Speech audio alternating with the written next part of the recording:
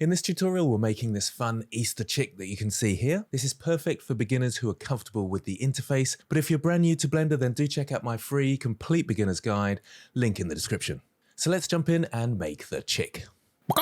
Okay, so I'm in a default startup file. I'm in Blender 5.1, which you can see down here. And I've got my screencast keys on the side here so you can see what I'm pressing. I'll start off by deleting the default cube, of course. So make sure that's selected, press delete, and then I'm going to add in a UV sphere. We can either press Shift A for the add menu, or you can also find that menu up the top here under add. I'm going to go to mesh UV sphere. I'll zoom in on that. And I want to be able to edit the shape so it's more chick shaped. So I need to go into edit mode. That's edit mode up here. The shortcut key for this is tab. So into edit mode, and I've got my vertices selected just there. So with vertex selected, I'm going to select just the top one here. So you can box select them or you can just click on them, and I'll select that top one. I'll zoom in so you can see it a bit more easily, and I'll go up to proportional edit just here. So before ticking this, if I press G to grab and move it around, it's just moving that vertex. So I'll undo that change. If I use the proportional edit, so it's enabled now, I can press G to grab in the Z-axis, so constrain it to the Z-axis, and you can see this big circle around it. That's what I call the circle of influence, and you can see that I'm now influencing all those other vertices around this one. And I think I'll bring it up to about here, so that's roughly where I am. And I'm going to do the same with the bottom one because I want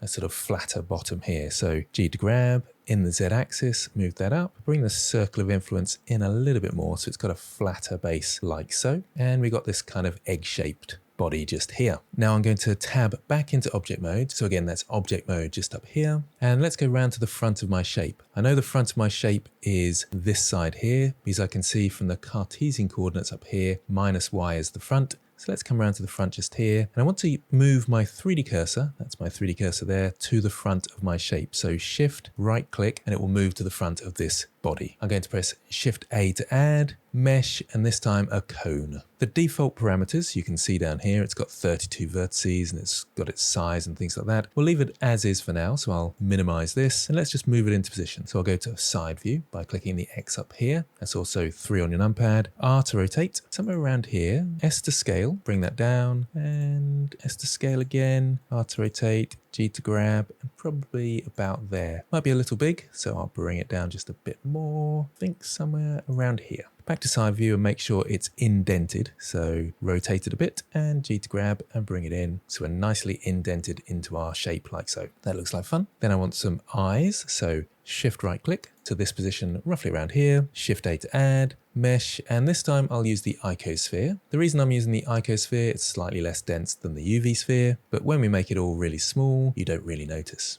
Let's zoom in on that a bit and let's make it really small, somewhere around there. Okay, so we've got one eye. I want to mirror that across to the other side. To do that, we go to the modifiers just here where the spanner or wrench if you're American. We can press on that, add modifier, make sure your UV sphere is actually selected. It's a bit tricky to see because my 3D cursor is over the top, but it's highlighted yellow there. Add modifier, and we can just start typing in mirror, and there's the mirror modifier there. It's in the generate menu. And at the moment, it's just mirroring by itself. So it's using the object origin, which is that orange dot in the middle, as the object center. So we don't really see the mirror. But if I use the mirror object, I'll just bring this out so you can read that more easily. The mirror object just there, use my pipette or picker, and then choose the sphere as the object. It's using that object origin of the sphere, which we can see in the middle there. So it's mirroring the x-axis, which we can see there. So if I select the eye again, you can see it's mirroring in the x-axis and using the sphere's object origin. So that jumps to the other side nicely. And so far we've got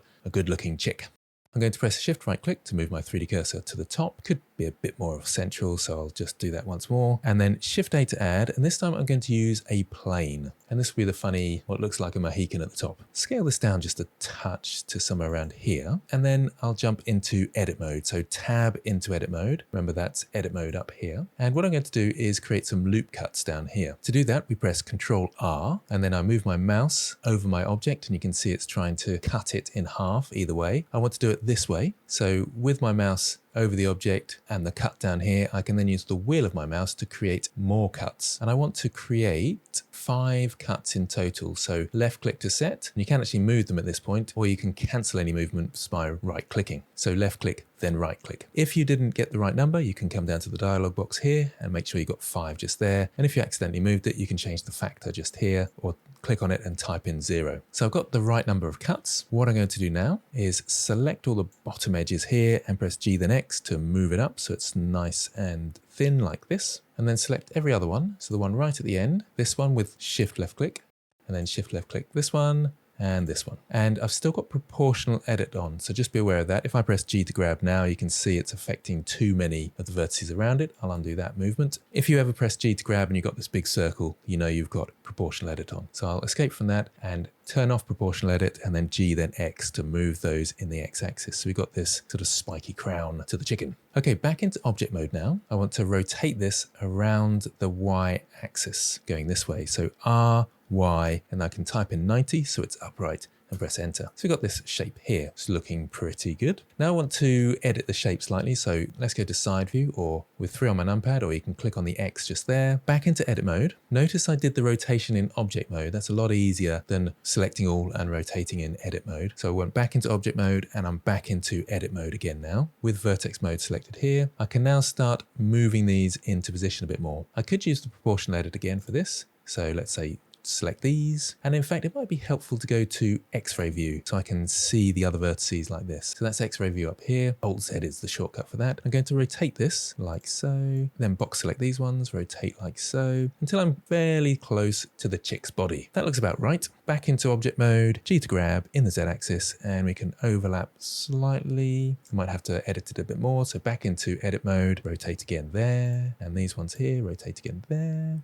G to grab, and that's looking good. Okay, back into object mode, G to grab in the Z and move that down, and that's much better. Okay, so now how do we make this all nice and thick? I'll come out of X-ray mode because we don't need that anymore. And I'm going to add some modifiers to this. So add modifier. The first one I'm going to use is the Solidify modifier. So type in solid, and you can see the Solidify modifier just there. The thickness is just here, and I can just bring that right up so it's nice and thick like this. And notice it's going off to one side. That's the offset. If I just change this to 0, it will be right in the center and moving out from the center. So that's looking good, but it's a bit blocky. We can use another modifier. So add modifier and type in sub for the subdivision surface modifier, and that makes it a bit more smooth anyway. Needs a little bit of work. So let's scroll down to the subdivision surface modifier there. I'll just bring out this menu so you can see that modifier in there. Let's bring the levels up. That makes it a bit more smooth. And let's do one more. So make sure you do the viewport and the render, and that's a lot better. The viewport is obviously what we see in the viewport, and usually you have the render a little bit higher so it looks a bit better in the render, but we don't need to worry about that here. It should look just fine. Let's jump to side view again. So 3 on my numpad, or the X up here. Into edit mode again, and you can see how the subdivision surface modifier has smoothed it out, but it's made it a bit soft around the edges, so we might need to do a bit of editing. So once again into X-ray mode there, and I'll just bring,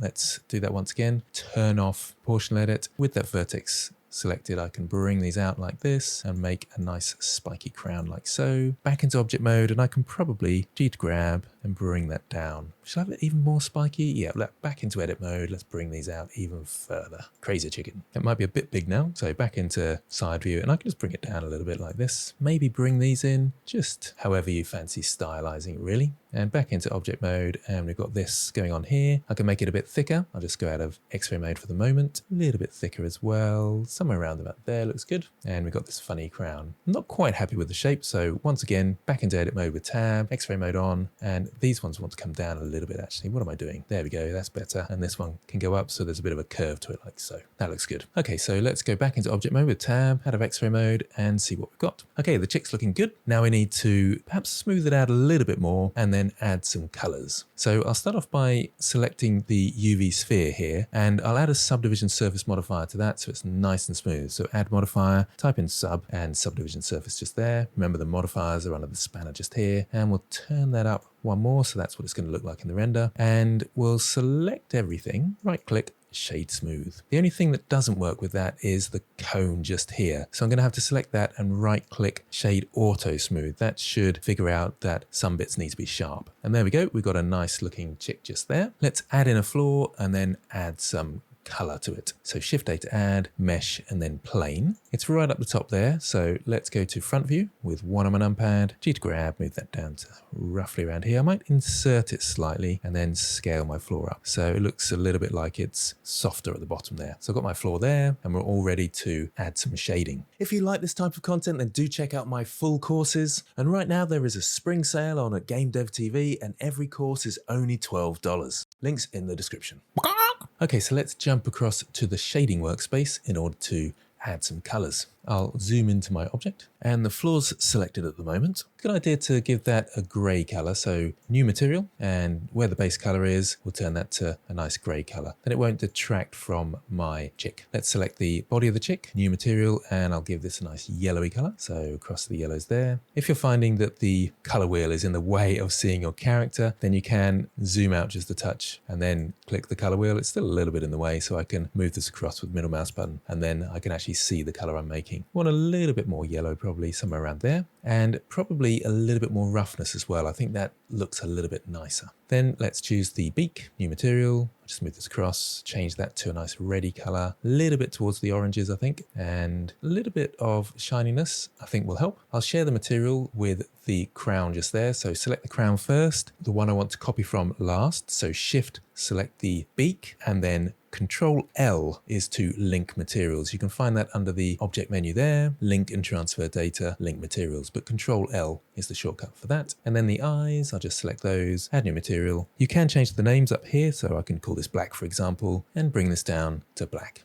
So we've got the colors there, which is looking good. Okay, so now I want to add a bit of lighting and make it look fun for the render. So if I go across to render mode for the viewport shading, you can see it's all a bit dull at the moment. We've got a very dull background that's gray, and we've got one light in our scene just up the top here. That light might be just enough, but I'm going to select that and change it from a point light, so the lighting properties down here, from a point light, you can see that's a point light there, to an area light. And I'm going to scale it up so it's nice and big. That gives us a nice soft shadow. I'll rotate it and bring it right over the top of our character just here. Maybe point it just from the front slightly and slightly from the side. That should give us some nice lighting. So we're getting there now. I think I'll change the background so it's just a bit brighter, so I can change that in the shader editor down the bottom here. Click on the object and change the world, and I'll just bring that up to a sort of mid-gray around here. That should be a little bit brighter and help our scene. I bring the light in a little bit closer.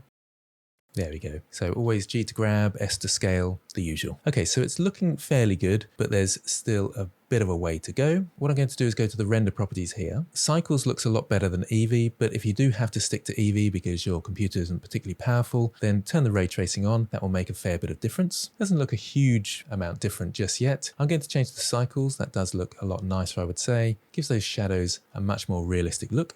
Then I'm going to change my device to GPU. That will make it a bit faster, and turn on the denoise as well. Then that will speed up the render. I'll scroll down a bit.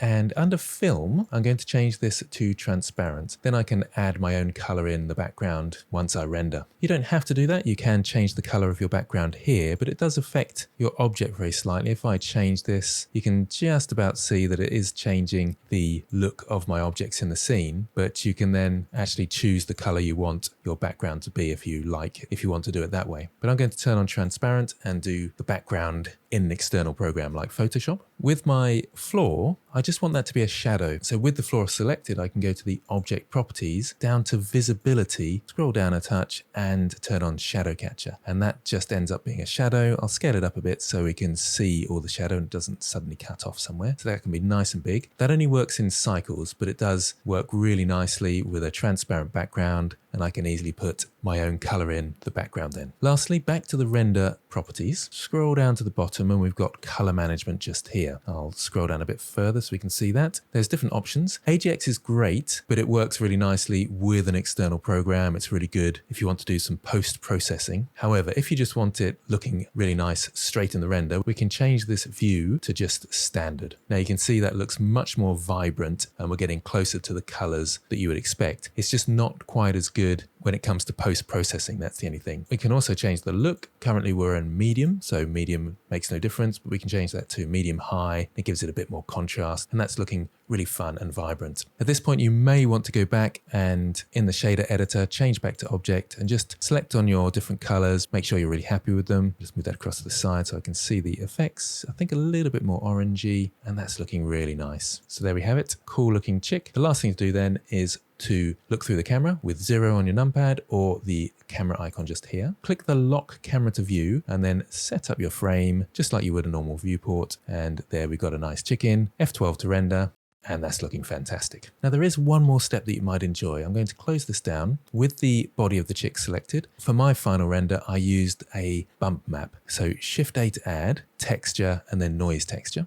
And I'll just plug that in there. If we plug the factor straight into the surface, we can see what that's going to look like. And I'll scale it down just a touch. So a scale of 3, I think is going to look good. I'll plug the BSDF back into the surface now. And I want this to go into the normals, but I need a node in here first. So Shift A to add, just start typing in bump, and there's the bump node just there. Put that in the middle, zoom in a little bit there. So factor into the height, whoops, the height just there, and then move that bump across and normal into the normal. Let's see what it does. Not much of an effect at the moment, but the distance, if I turn it up to 0.01 maybe a little bit higher, 0.05 by the looks of things might help. And that gives it just a little bit of bumpiness to our character. If I zoom in, you can see that a bit better. I might need to turn the scale up just a touch, so maybe 3.5 or something like that. That's a bit better. Just a little bit of lumpiness, makes it look a bit like plasticine then. And there we have it, beautiful looking Easter chick. So hopefully you enjoyed this and you found it really fun and you've got an Easter chick to put on your Easter cards that you're going to send to all your friends. Thanks for watching and I'll see you next time.